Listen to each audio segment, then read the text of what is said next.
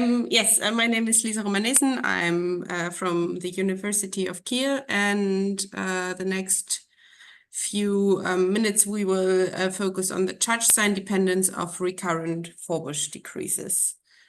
To analyze those decreases, I use data from the alpha magnetic spectrometer, which is depicted here.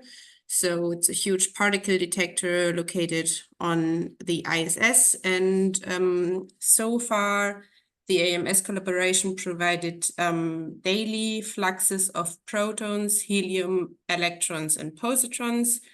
And I'm going to use all of these three particle types to analyze recurrent Forbush decreases. Okay, before I go into details, I shortly want to introduce co-rotating interaction regions. So if we have a look at the picture here on the left, we have the sun here rotating in this direction with a period of 27 days. And by this dark area here, a coronal hole is depicted. And from this coronal hole, fast solar wind is emitted, and eventually the fast solar wind will run into the slow solar wind, which creates those forward shocks and also the reverse shock and this stream interaction regions. In this figure, we can see the plasma signatures of those co-rotating interaction regions. So what we have is an enhanced plasma temperature, also density, and also an enhanced magnetic field intensity. And we see here those high-speed streams of the solar wind, which are also quite prominent. Okay, this is the period that we are going to analyze. So we start in September 2016 until 2017. So altogether, we are going to analyze 5 Carrington rotations. So we start here with Carrington rotation number 2181 until this one. And we can see quite nicely those coronal holes, which are prominent by the darker shade of the EUV synoptic maps. Okay, in the second panel, we can see the gong maps. So what we can see is the magnetic field polarity from these figures. So we have the northern coronal hole and also the southern coronal hole, both marked by green or red color. Okay, the next few panels show the plasma signatures. So first we see the magnetic field. We can see the enhanced magnetic field here. And also what we can see is that the in situ magnetic field polarity matches that of the coronal holes. So these are measurements from the ACE spacecraft. In this next panel, we see those high-speed streams that we can quite nicely relate to the coronal holes. And now the more interesting part follows. So we have here the Evening count rate of detector G0, and we can see quite nicely the anti-correlation between the solar wind speed and also and the Evening count rate. And this is also what we can observe for the AMS fluxes. So in the last 2 panels, I plotted 2 fluxes of two channels from 1 to 1.6 gigavolts and another one that is a little bit higher in rigidity. And we can see also here this decreases, and also that the decreases of changes with rigidity and also a little bit with time. And this is exactly what we're going to analyze in the following. So, and what we did for that, we applied the Lomsgagel algorithm. What the Lomsgagel algorithm basically does, it fits a sinusoidal model to the data, and then it calculates the normalized power, which is defined here. So this chi square of f is this chi square of the fit, and this is the chi square of a constant reference model. And we can see the results for our period of this rigidity bin here. we see the normalized power in the second panel, and there we can see two quite prominent peaks, one around 13.5 days and another around 27 days, which is the period of the sun. And this one we observe because in our period we have two coronal holes. Okay, and now the question is a little bit to which height the normalized power is significant, and for that we need a suitable background model. And to characterize our background model, I first calculated the autocorrelation of our signal for the entire period. So here we can see the relative flux. For the calculation of the autocorrelation function, I detrended our flux. And in the second panel, you can see the autocorrelation function. So the autocorrelation is basically when I take the signal and shift it over itself and then calculate the sum at each step. And what we see quite nicely is this exponential decline here. And this decline is a characteristic of red noise.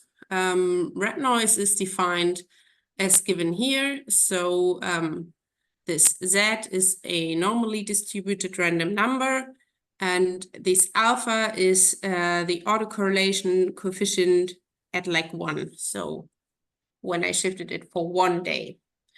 And so for our background model, we used this red noise. And as you can see, when I compare the AMS data given in black with our background model, we see that the autocorrelation function of both are pretty much the same. Okay, now we come to our first results. I start with protons. Here we see 3 bins of the AMS proton fluxes, all detrended, and in the second panel we see the normalized power for the 3 different rigidity bins. Those dashed lines here correspond to a confidence level of 95%. In the picture here on the right, we can see the results for the entire bins that we have. So the color coding is the normalized power. Here we have rigidity, and on this axis we have the period in days. And what we see is quite nicely that we have significant periods around 27 days and also around 13.5 days, which is what we would expect. If we compare the other particles, we see that for positrons, we also have significant power of around 13.5 days and also 27 days. The same is valid for helium.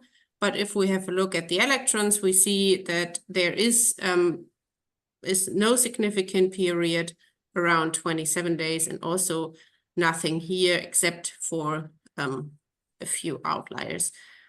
Okay. So now I switch a little bit the topic. I want to analyze the dependence on the rigidity. And for that, I plotted the amplitude of the sinusoidal model that was fitted to the data versus rigidity for a period of 27 days and also for a period of 13.5 days in blue. And then we fitted a power law to the data. And this is the results for the data of 27 days. So we see, if we have a look at protons and helium, that helium is modulated a little bit more than protons. And for positrons and electrons, I marked them in red because I wouldn't trust the data that much due to the low statistics. But these are our results for those 2 particles. And if we compare our proton results with other works, So these are our results. We see that we are a little bit higher than the results of previous works. Okay, now I talked a lot about the results from the Lomsgager algorithm. What we can also do is to have a look at real amplitudes. And this is what we did here. So we calculated every relative decrease from each rigidity and coronal hole and averaged them and plotted them over rigidity. So this is the result for the northern coronal hole, including the power law fit, and the red data points are the results from the southern coronal hole. And yeah, what is quite interesting is that we can observe this rigidity dependence for the northern coronal hole, but there is no rigidity dependence for the southern coronal hole. And yeah, this is something that we did not expect, and also something that might be worth to have a closer look at. Okay. For electrons and positrons especially, we applied the superposed epoch analysis to enhance statistics.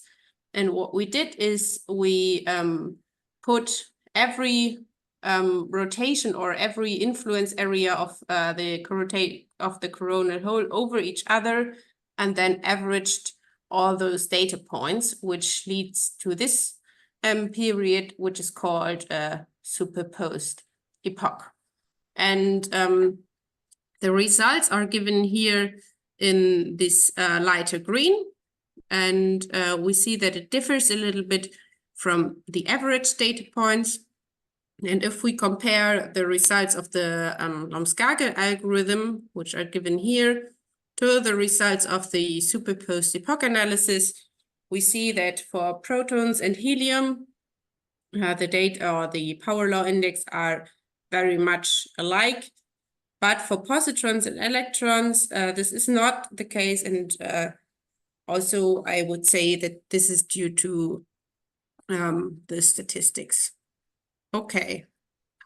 This already brings me to the summary.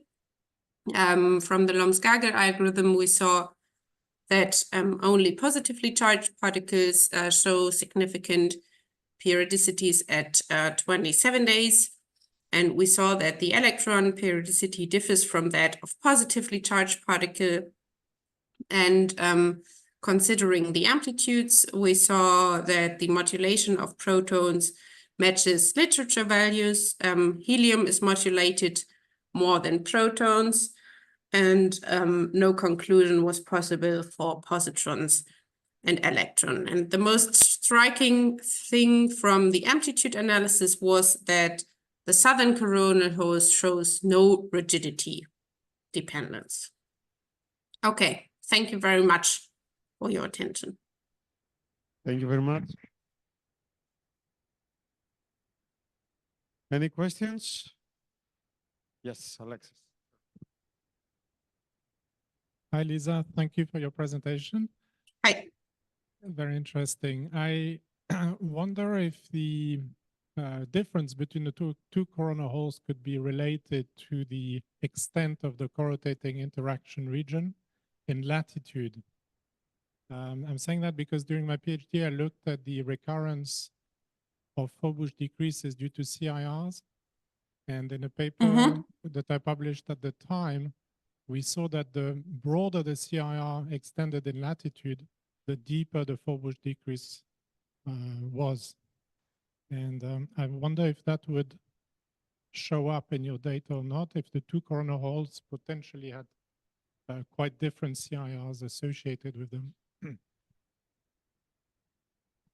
Yeah, thank you for this remark. Might be, I saw that I haven't plotted the Earth trajectory here in this data.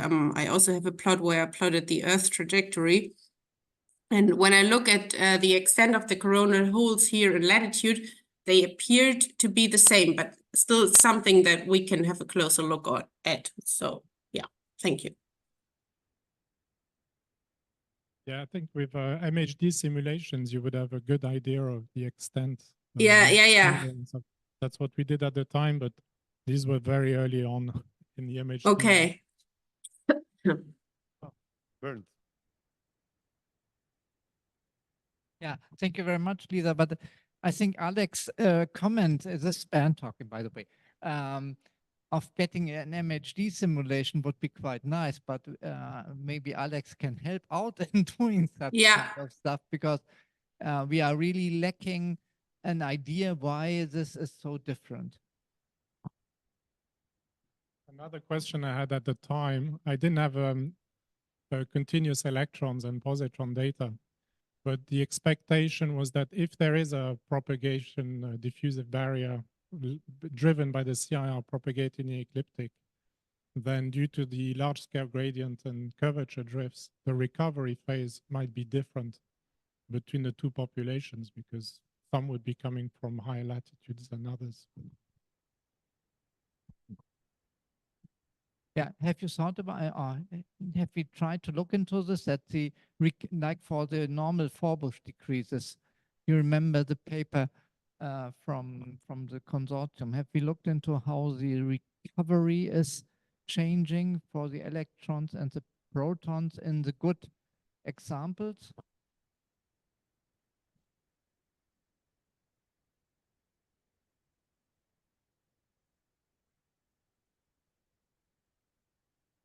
Lisa, could you hear me? Yeah, sorry, the last one was, I couldn't hear the last few words. I Okay. had some connection Okay. issues, I think. So Alex asked the question because at that time there was no electron observations, whatever available. Yeah, You would expect a different recovery in the in the normal form. fluxes. Yeah. Yeah. So did we look into this recovery phase after for the After the Forbush recurrent one? decrease. No. Yeah. No, not at least not in detail, no. So But that might also, yeah, I think, yeah, maybe, but this is also, yes, something in this figure we have both are protons, so it's nothing which has to do with a different particle type. No, but That's- the question from Alex was a different one. So moving topic. So if we have, for example, the first one, do we see a different recovery in the electrons compared to the protons, or is the statistic simply too bad? I think for the electrons, the statistics might be too bad, but still I can have a look at this. It's something that we did not do in detail. Yeah, thank you. Any other questions here in the room? No. Chat, George? No. Okay. Let's thank Lisa once again. Thank you.